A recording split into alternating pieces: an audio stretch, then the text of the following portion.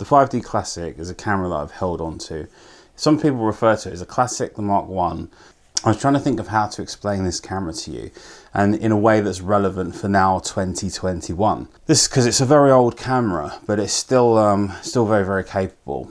Now, I've used this camera a lot on various different shoots, and I did a portrait shoot once with it where I used the Nikon D3S, a Canon 5DS, which is their 50 megapixel sensor camera, and the Canon 5D Mark 1. I just sort of rotated out between the different cameras, just for fun really, just an experiment, and I'll show you some of those photos that came out from that shoot. I wanted to see whether there was much difference sort of between Nikon and Canon, and whether there was much difference between a 5DS and a Mark 1. And so the thing that came out of that shoot which surprised me, sort of, was that the most of the pictures that I picked for the final came out of this camera body. And I think there's a few reasons for that. But when you look, if you're thinking about getting this camera, before I get on to the advantages of it, I'm going to just run you through some of the disadvantages, because there are some, and they're really worth noting. But then don't let that put you off. Stick around and stay for the advantages too, because there are definitely some advantages to this camera too. Now, most of the disadvantages revolve around what the camera doesn't have. But for some people, they may see that as a bonus. Now, for example, it doesn't have auto ISO. It doesn't have an automatic ISO setting. You can only set the ISO manually. So you can't have an aperture priority and auto ISO. It just isn't there. Yeah, it only has one custom function. You know, with the C1, C2, C3, it has one custom function. There just aren't many options. It's very simplified. The menu on the camera is just simply one page. I actually really like that, because you can just flick through it really quickly. There aren't a ton of options. For instance, there's no micro adjustment available for lenses. If you want to fine tune a lens, you won't find that. You can do bracketed exposures, but you're not going to find many of the functions that you'd see in most cameras. The autofocus is rather limited. It's really bad at tracking. So for me, I limit it to just single shot focus, whereas it's focused, and then when it achieves focus, it stays there. It doesn't track the subject. Most lenses, only the center focus point is any good, but the center focus point itself is actually fine. There's not any problems with it. Not particularly good at focusing in low light. It does have a joystick on the back, but like I said, you can kind of forget the outer points. It depends on the lens. It's something you need to try. I had quite good success with the 135 f2, certain lenses like that, but like the 51.4 was dreadful for me. That's what I found. The 24 to 70 2.8, the original version, was good for the outer focus points. It just depends on the lens, so you have to try that out. That all goes downhill really sharply as soon as the light drops, and you're back to more to the center focus button. It only has one card slot here, and it's a CF card. It's a CF card like this, which is the larger type, which means you might need a new card reader. The screen on the back is small, and it's very, very low resolution. It's colour and to some degree brightness inaccurate. It has a histogram reading on it. I've not had any problems getting my exposures absolutely spot on though, because if you're used to reading a histogram, if you're a photographer that knows what they're doing, or even if you're not, you'll learn how to become a good photographer using this camera, because you'll learn to read histograms and how to use them reliably. And then that becomes very quick. I don't have any problem with the screen being like that. And what I do with this camera is I put the picture style sharpness up to the highest setting. So if I zoom in, even though the screen's very low resolution, you're zooming in on the JPEG preview, which then has that sharpening applied to it, and you can tell whether the picture's in focus or not. So essentially, as a photographer, we don't really need more than that, because if we can see our exposure from a histogram and a reasonable representation from the picture, and we know how to read a histogram, and the screen's sharp enough with the sharpness on the JPEG set all the way to the maximum that we can actually see whether things in focus or not, that shouldn't really slow us down, and that doesn't slow me down. The other thing with this camera is it doesn't fire particularly quickly. Continuous burst mode is like, do you need more than that? Maybe for sports you probably would. I wouldn't use this for sports. Yeah, And if the timing shots pretty accurately if you're doing that. But what we're looking at is older technology, and there's a lot of things that are limited about it. So if you're with the cameras that we're used to nowadays, you just have to accept that it's a simplified version of all of that. Now, I'm going to start coming into some of the good points of this, and the first good point that I want to mention with this camera is actually all of those things I just mentioned. There's so few options. There are so few options with this camera that it's the simplification and the lack of choice makes it really enjoyable to shoot with. You're not having to think about focus points, focus modes, focus areas, all different kinds of settings and so on. Auto ISO, it's very simple. You just use the most basic features on it. Because the options aren't there, there's not that much decision making to go through. You just don't have to do much. What you find is when you're using it is that you actually get pretty much everything that you're looking for anyway, and it works. Even the ISO on this camera, you can shoot it at 1600 or even 3200, but for modern day standards, once you get to about 800, it starts looking a bit kind of not so great. But I would have no problem using it at 1600. I've shot weddings on this with no problem at all. No problem. As long as you're selective with your lenses, put good glass on it, you'll be fine. Now, this has about 13 megapixels.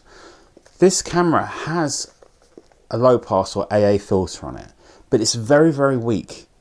And one of the things I noticed when comparing this to the 5DS was just how well the files from this stacked up. Yes, they're small because they're lower megapixels in comparison, but the sharpness level and just the rendering from it, from having this weaker AA filter, was superb. It's very, very good. And a lot of the time I would have to zoom in or check the file name in order to tell which file was which.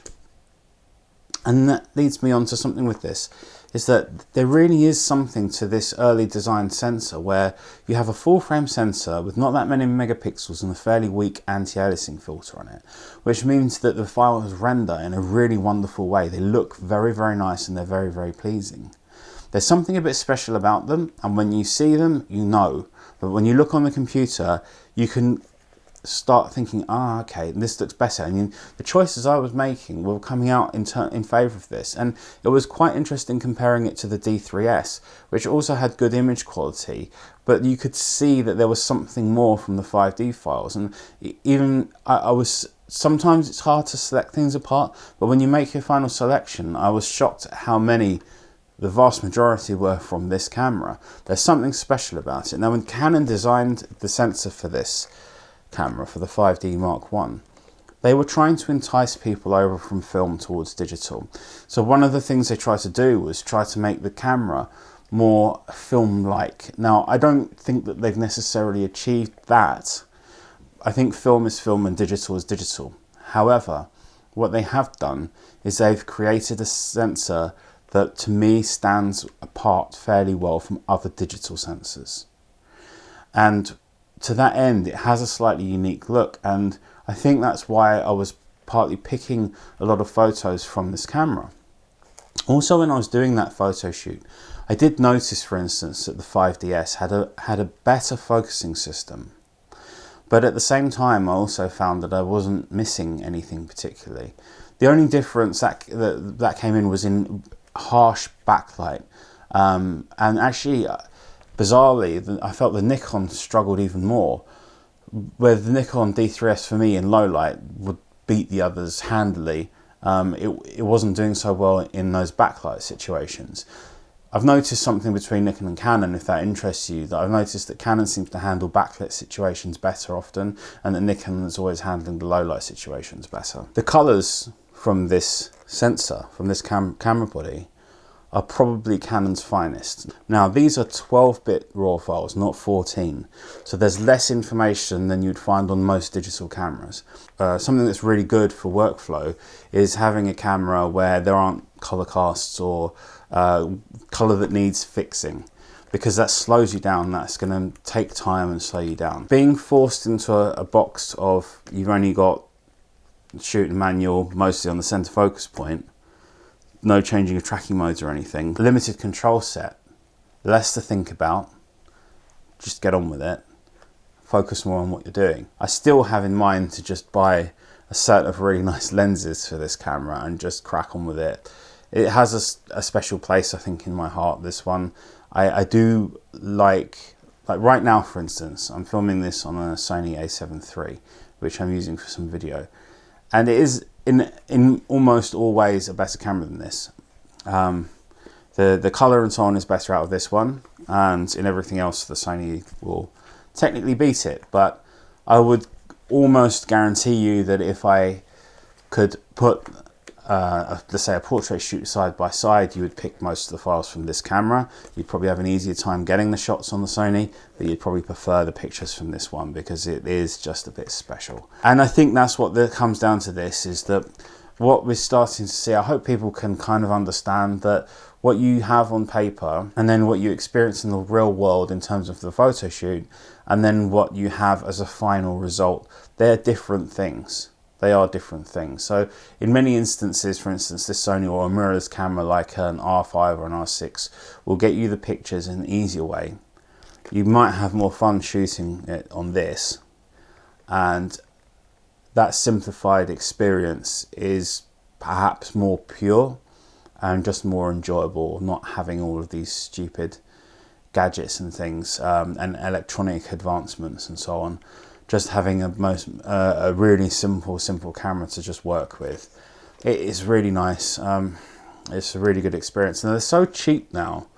Let's say you wanted to shoot weddings on these, I would recommend focusing on the better, more modern glass for it, and if you can afford to, and get 2 or 3 of these, and you'd probably be good to go. If you want to shoot portraits, or you just want to get into photography and shooting full frame, or just shooting with a different, you know, like a camera that's more manual like this, my advice to you would be grab one of these and a 50mm 1.8. Don't get the STM version, get the 1.8 Mark II lens. The reason I say don't get the STM is because I think those STM motors, they're good, but they're kind of, I preferred the 51, I've had both of them, I prefer the 1.8 Mark II. Grab one of those, don't get the 51.4. I think the 51.4, the focus, I've never been happy with the focus. I think it has a different type of focus mode, so I'm not sure about that. But I've never really been happy with the focus on the 51.4. It probably worked well on the mirrorless cameras now, but I would stick to the smaller one for this, and just use that for a while. And I think what you'll find is you'll probably have a really good experience with it, and you'll do some photography. And experience photography in a kind of a different way. I always get excited when I shoot this, which sounds kind of silly, but I've never felt that from the mirrorless cameras and the other cameras that I've used, and I haven't enjoyed, I must say in particular, I haven't enjoyed Canon's more recent offerings in the way that I've enjoyed shooting with this one. And I haven't enjoyed the results as much either, and that's probably because I didn't enjoy the process as much. The results from all cameras are all usable, all fine. There aren't really many cameras ever made where you can't produce what you want. To me, it's just more of a case of, do you have specific needs, or do you kind of want to enjoy the process more? Anyway, that's my thoughts on the Canon 5D Mark I Classic, or whatever you want to call it. If you like this, give me a thumbs up, drop me a comment, subscribe, hit the bell, that would be great. And I'll catch you again in the next video. Take care, bye bye.